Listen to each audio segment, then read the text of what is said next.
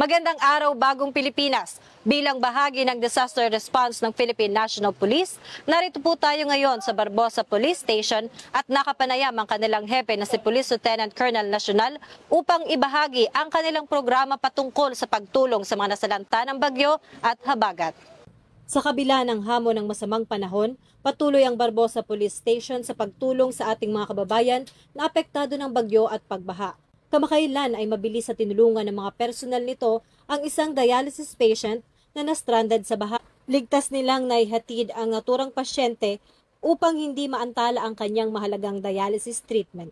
Tuloy-tuloy rin ang pagresponde at pagbigay ng libreng sakay ng kanilang estasyon sa mga stranded na commuter gamit ang bangka para sa rescue operations lalo na sa gabi. Malaking tulong din ang inhandog nilang libreng sakay sa mga kababayang nahihirapang byumahe dahil sa baha na nagbigay ng ginhawa sa ating mga residente. So ngayon po meron tayong search and rescue team at tuloy-tuloy pa rin ang police assistance ng ating mga kasamahan dito, lalo na sa mga commuter, nagkakaroon din tayo ng libreng sakay. Tuloy-tuloy pa rin ang pag-monitor ng kanilang himpilan sa lagay ng panahon upang masiguro ang kaligtasan ng mamamayan.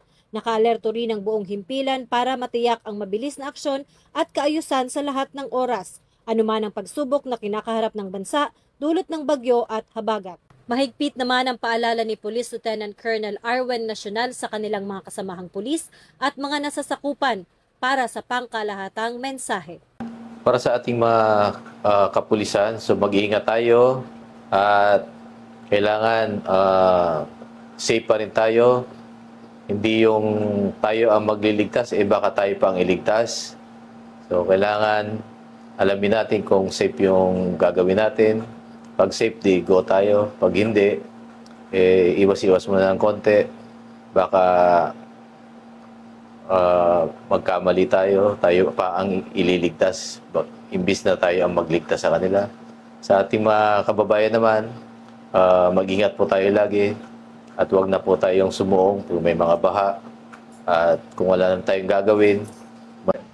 Mula rito sa Barbosa Police Station, Manila, ako po ang inyong Police News Network Correspondent, Patrolwoman Maria Sara Bernales, alagad ng batas, tagataguyod ng Balitang Pulis.